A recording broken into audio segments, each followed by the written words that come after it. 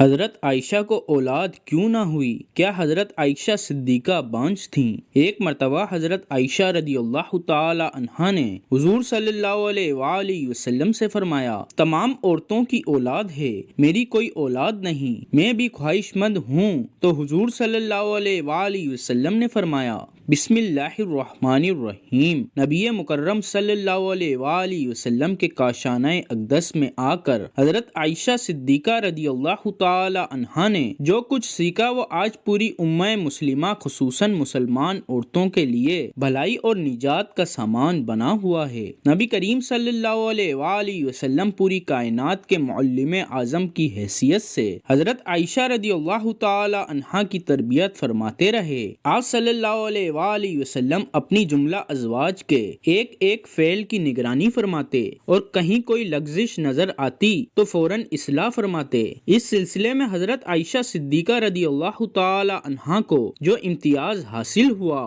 وہ ایک مثال رکھتا ہے۔ حضرت عائشہ صدیقہ رضی اللہ تعالی عنہا کی عمر نکاح کے وقت کم تھی۔ اس کی وجہ یہی ہے کہ ان کے ذریعے امت کی عورتوں کی تعلیم و تربیت کا کام لینا مقصود تھا۔ حضرت عائشہ صدیقہ رضی اللہ تعالی عنہا کو اللہ رب العزت نے ذہانت عطا فرمائی تھی۔ اس کے ہوتے آپ کے سامنے جب بھی کوئی مسئلہ درپیش آتا تو آپ نبی کریم صلی اللہ علیہ وآلہ وسلم سے پوچھ لیتی، اور جب آپ صلی اللہ علیہ وآلہ وسلم مسئلہ واضح فرما دیتے تو وہ انہیں ازبر کر لیتی۔ یہی وجہ ہے حدیث کی کتابوں میں حضرت عائشہ صدیقہ رضی اللہ تعالی عنہا سے روایت کردہ حدیثوں کی کافی تعداد ہے۔ امام بخاری اور امام مسلم علیہ رحمہ کے مطابق حضرت ابو ہریرہ اور حضرت عبداللہ بن عمر رضی اللہ تعالی عنہوں کے علاوہ کسی دوسرے صحابی نے حضرت عائشہ صدیقہ رضی اللہ تعالی عنہا سے زیادہ حدیث روایت نہیں کی۔ ام المومنین حضرت عائشہ صدیقہ رضی اللہ تعالی عنہا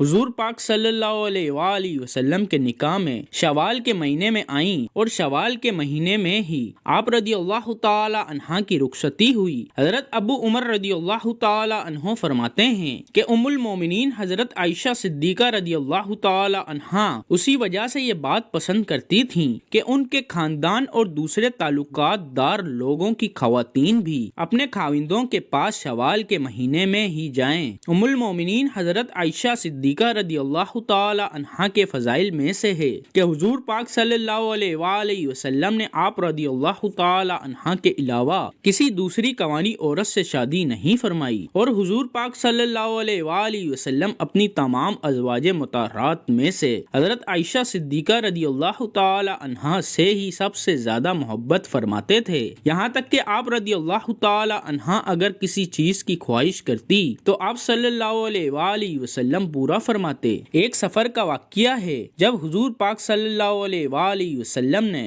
ام المومنین حضرت عائشہ صدیقہ رضی اللہ تعالی عنہا کو نہ پایا تو فرمایا، ہے میری دلہن۔ یہ الفاظ امام احمد علیہ رحمہ نے نقل کیے ہیں۔ حضرت عائشہ صدیقہ رضی اللہ تعالی عنہا دین کی بہت بڑی عالمہ اور فصاحت کی دولت سے مالا مال تھیں۔ نیز آپ رضی اللہ تعالی عنہا نے رسول اللہ صلی اللہ علیہ وآلہ وسلم سے بکثرت احادیث روایت کی ہیں۔ آپ رضی اللہ تعالی عنہا عرب کی تاریخ اور اشعار کی بھی بہت بڑی عالمہ تھیں۔ یہی وجہ ہے کہ صحابہ کرام اور تابعین کی بہت بڑی جماعت نے آپ رضی اللہ تعالی عنہا سے احادیث روایت کی ہیں۔ نبی کریم صلی اللہ علیہ وآلہ وسلم نے حضرت عائشہ صدیقہ رضی اللہ تعالی عنہا کے لیے 2 راتیں مقرر فرما رکھی تھی، ایک ان کی اپنی اور ایک حضرت ام المومنین سودا رضی اللہ تعالی عنہا کی، کیونکہ وہ بوڑھی ہو گئی تھیں اور انہوں نے اپنی باری بھی حضرت عائشہ صدیقہ رضی اللہ تعالی عنہا کو دے دی تھی۔ یعنی حضرت عائشہ صدیقہ رضی اللہ تعالی عنہا ام المومنین حضرت خدیجہ الکبریٰ رضی اللہ تعالی عنہا کے بعد ازواج میں سے خوش قسمت ترین ہیں کہ جنہوں نے اللہ کے نبی صلی اللہ علیہ وآلہ وسلم کے ساتھ اتنی زیادہ قربت نصیب فرمائی۔ حضرت عائشہ حضور صلی اللہ علیہ وآلہ وسلم کی رفاقت میں تقریباً 8 سال اور 5 ماہ رہیں، لیکن اس تمام عرصے میں آپ رضی اللہ تعالی عنہا کے یہاں کوئی اولاد نہ ہوئی۔ جب نبی کریم صلی اللہ علیہ وآلہ وسلم کے صاحبزادے جناب سیدنا حضرت ابراہیم رضی اللہ تعالی عنہ کی حضرت ماریہ رضی اللہ تعالی عنہا کے بطن اقدس سے پیدائش ہوئی تو حضور صلی اللہ علیہ وآلہ وسلم کی باقی تمام بیویاں رشک کھانے لگیں اور انہیں یہ بات گرا گزری۔ حضرت ابو جعفر رضی اللہ تعالی عنہ سے روایت ہے کہ رسول اللہ صلی اللہ علیہ وآلہ وسلم کچھ دنوں تک حضرت ماریہ کے پاس نہ گئے کیونکہ آپ صلی اللہ علیہ وآلہ وسلم کی باقی ازواج پر وہ گرا گزرتی تھی اور ان پر رشک کھاتی تھی،